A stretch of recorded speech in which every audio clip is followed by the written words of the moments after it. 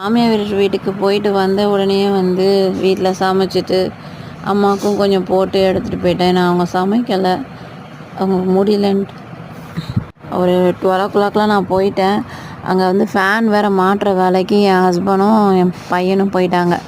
போய் அவங்க மாட்டிகிட்டு இருந்தாங்க. இது எங்கள் மாமியார் வீட்டில் எல்லோரும் வந்து உட்காந்து பேசிகிட்டு இருந்தாங்க இல்லையா, அப்போ எடுத்த வீடியோ. 2 பேர் இல்லை, அவங்க இந்த இதில் மிஸ்ஸிங்காக இருப்பாங்க. அதுக்கப்புறம் வந்து என் நாத்தனாரும் இந்த சின்னது இல்லை, அது அவங்க வந்துட்டு போயிடுச்சான் பிள்ளைங்கள விட்டுட்டு. அவங்க வீட்டில் கொஞ்சம் ஒர்க் இருக்குன்ட்டு.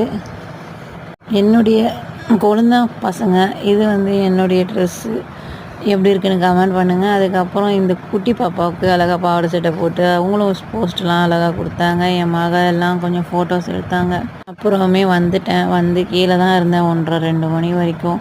அங்கே வந்து இந்த ஒர்க்கெல்லாம் கொஞ்சம் போயிட்டு இருந்துச்சு. அப்போ அந்த டைம்லேயே வந்து ஒரு 3 வீட்டிலேருந்து எனக்கு கொஞ்சம் கறி கொடுத்துருந்தாங்க.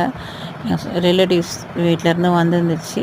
வெயில் செம்மையாக போட்டுச்சுங்க. வெயிலில் அங்கே வாசலில் பார்க்கவே அவ்வளோ சூப்பராக இருந்துச்சு. இங்கேயும் வெயில் போடும், ஆனால் வந்து உள்ளக்க தெரியாது இல்லையா ஒன்றுமே. அப்புறம் வீட்டுக்கு வந்து சாப்பிட்டுட்டு மறுபடியும் ஒர்க்கு இல்லாமல் தூங்கணும்னு நினச்சா என் வீட்டுக்கார் சும்மா விடுவாரா. இது வந்து ஃப்ளிப்கார்ட்டில் ஆர்டர் பண்ணியிருந்தேன். ஆனால் உண்மையிலே சொன்னால் அவங்க வந்து கொரியர் பண்ணுறதுக்கு எக்ஸ்ட்ரா சார்ஜ் வாங்கினாங்க.